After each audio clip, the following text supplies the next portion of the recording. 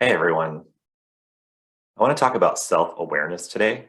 And I want to talk to you about what I really mean by self-awareness. Before we do that, of course, let's just take a moment to drop in, get into this moment, and try and get ourselves as calm as possible. So close your eyes if you can. And I want you to picture like the place you love the most, whether it's like your favorite vacation spot or your reading nook or your classroom or a corner in your office, place you like to walk.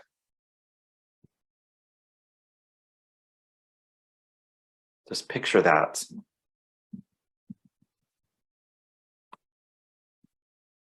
Just picture that space and put yourself there. Just imagine that you're there.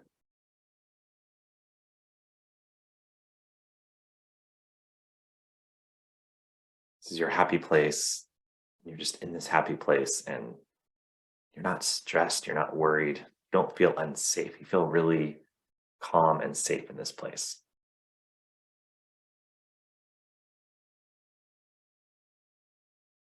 I'm on the beach right now and the sun is just like warming me up.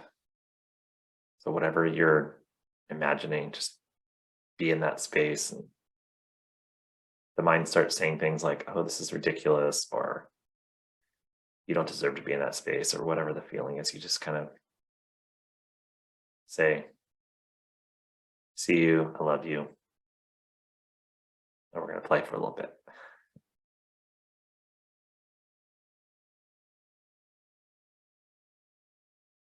Just let yourself just breathe very naturally.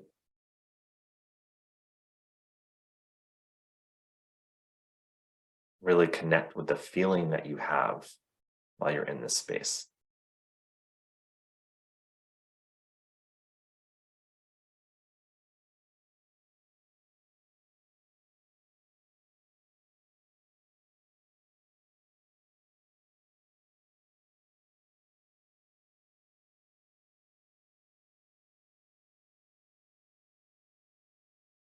Okay, just take a few more. You can kind of wiggle your shoulders, wiggle your, if you're sitting, wiggle your lower back, maybe wiggle your toes a little bit, move your legs around, shake out your arms.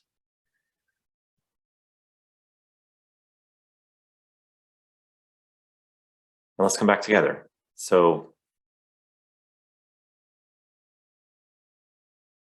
it's so important to do that.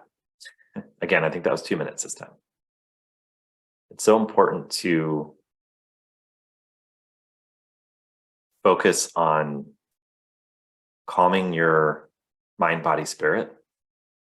And when you're knowing yourself from that space, from this space of calm, expansive, limitless, boundless,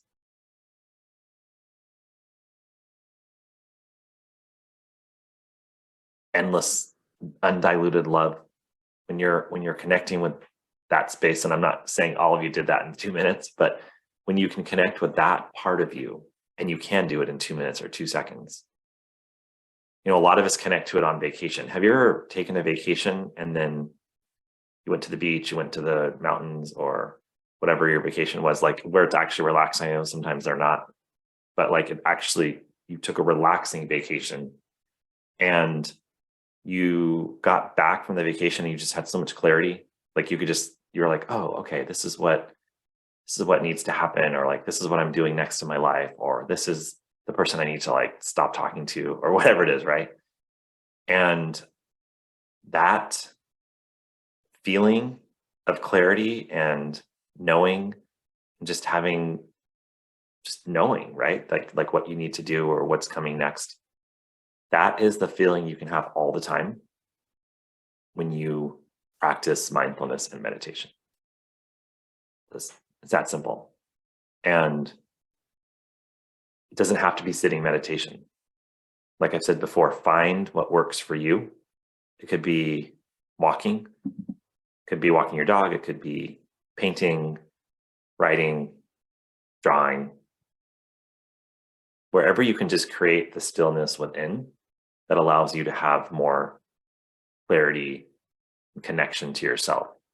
And I want to talk about self-awareness because I've been doing emotional intelligence trainings for different companies, and it's been super fun.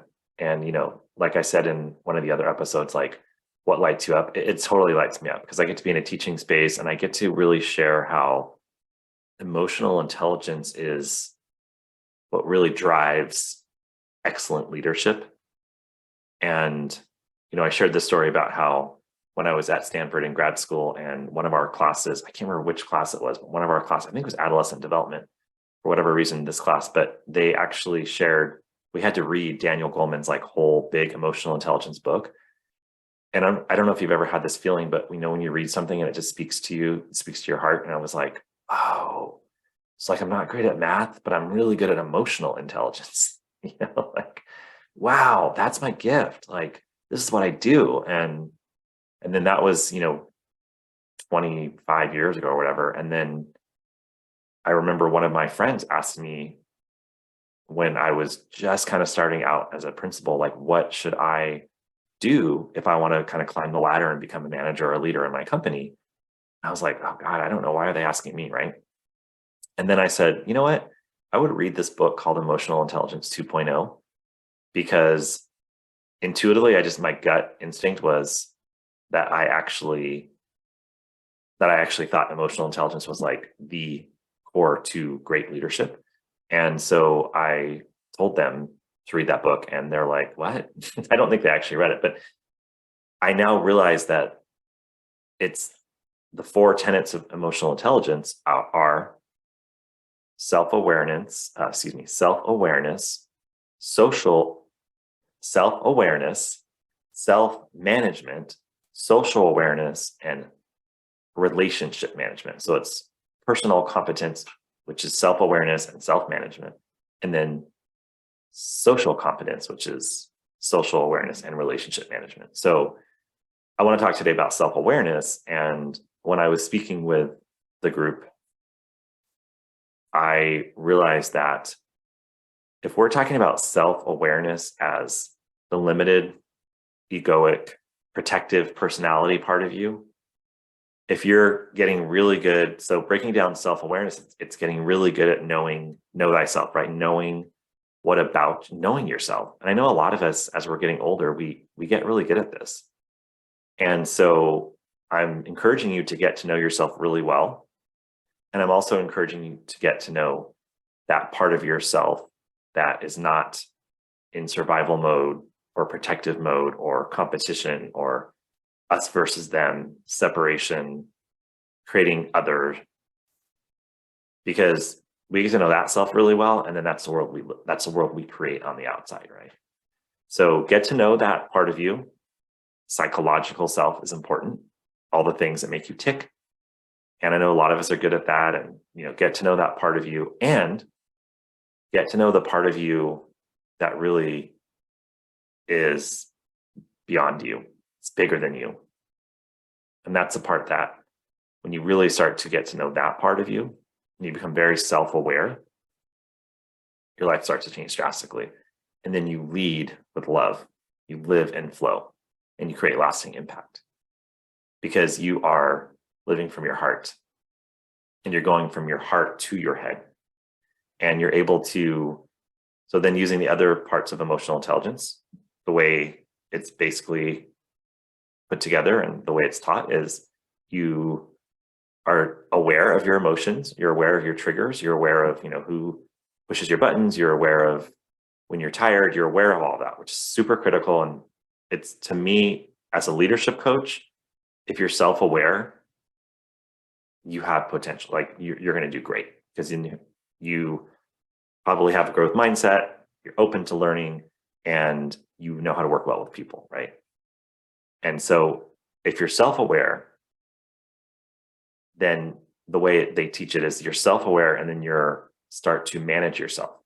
So the self-management piece is the piece that's super critical that we've been talking about a lot with our guests.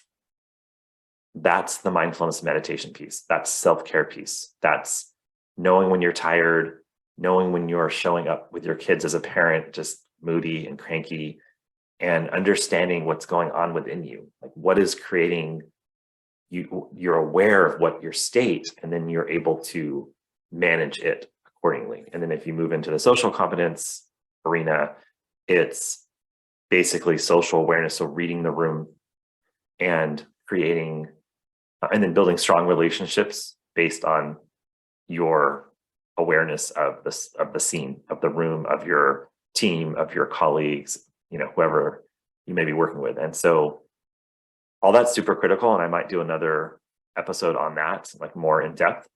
But I wanted to really speak to self-awareness today and say that that's how you can live your life in flow, is really getting clear.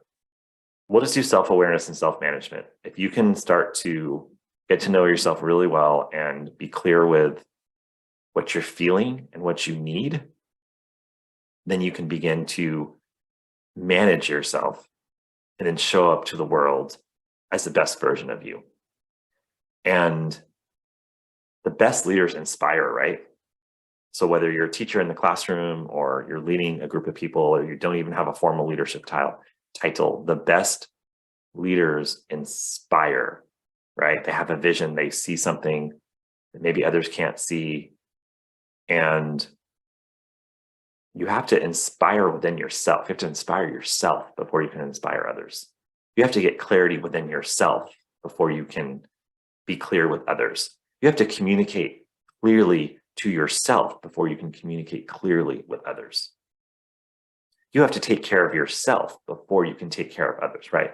So really being aware, the first step is being aware of where you are energetically, emotionally, spiritually, emotionally, physically, intellectually. Where are you?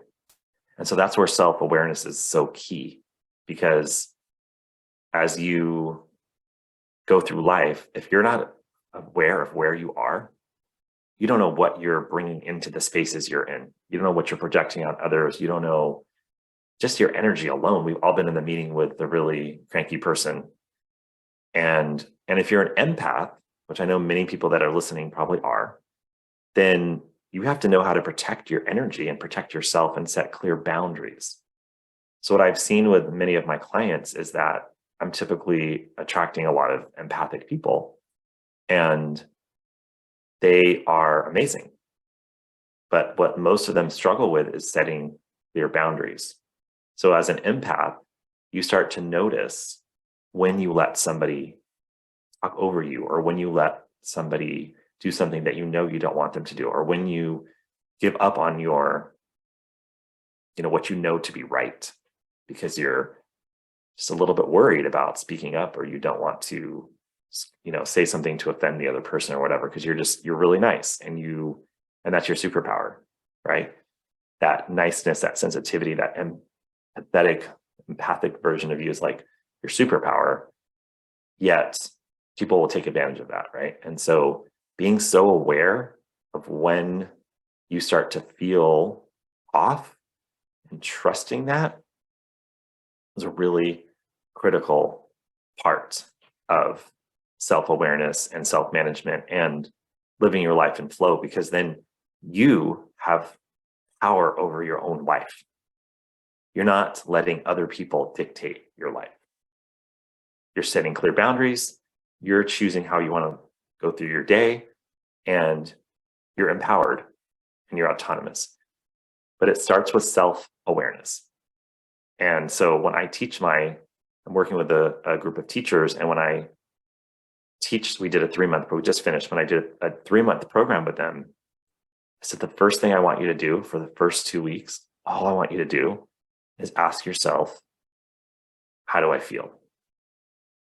Because emotions, energy and motion, it's basically how you feel will tell you kind of what's going on, right? And we just ignore our emotions all the time, and we don't feel, And we don't realize that that's blocking our next manifestation. That's blocking our next step towards living the best life.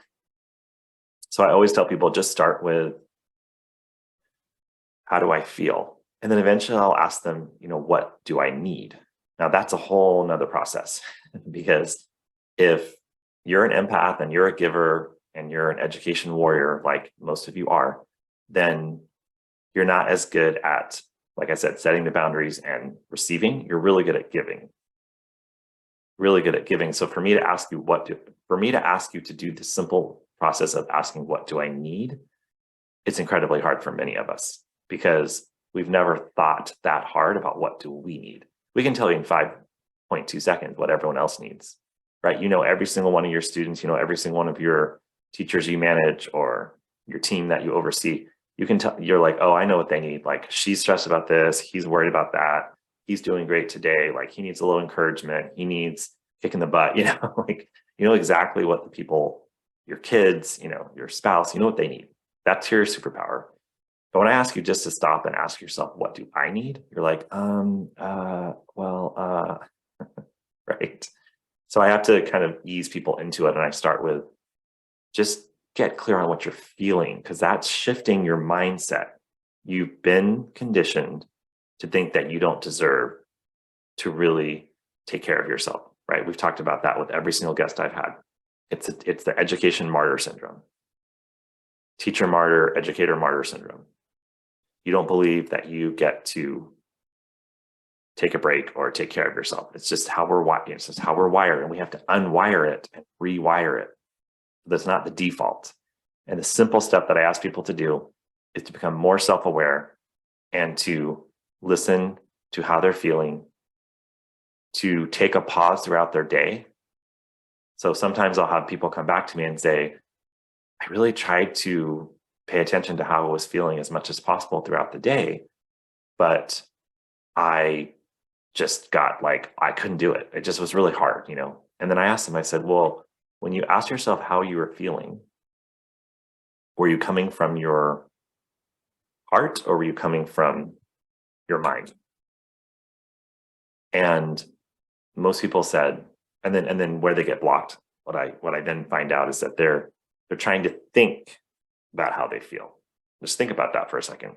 What I just said, they're trying to think how they feel, right?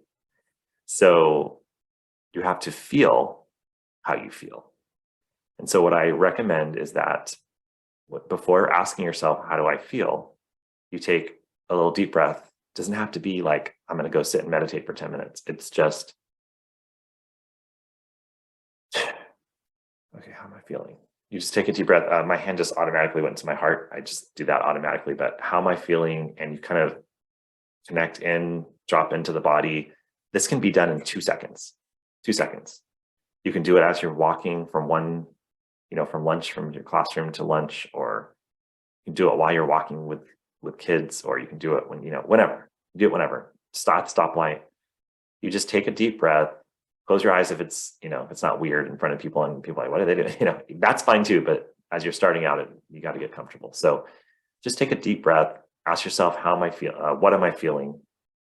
I'm saying how, just what am I feeling? And then just say and then just listen to what it is from your heart. And if you just do that, you'll become more self-aware. And then from there, you can build out. This is where I've just spent all this time on the methodology and the steps and the processes that I can see it clearly. So this is the first step is and then I've worked with so many people now over the last several years that I could see that, this is the first step. It's just becoming more self-aware. And then from there, everything starts, like I said, when you start to live in your heart, everything starts to kind of flow more and you see things more clearly and the world starts to change. So let's just focus on being self-aware for this week and get really open to what you're feeling and just try it. If it's once a day, that's great. If it's 50 times a day, that's great. Or whatever feels comfortable for you, give it a try and definitely let me know if you're struggling or what's working and what's not working, but keep it as simple as possible. Keep it simple. All right, everyone.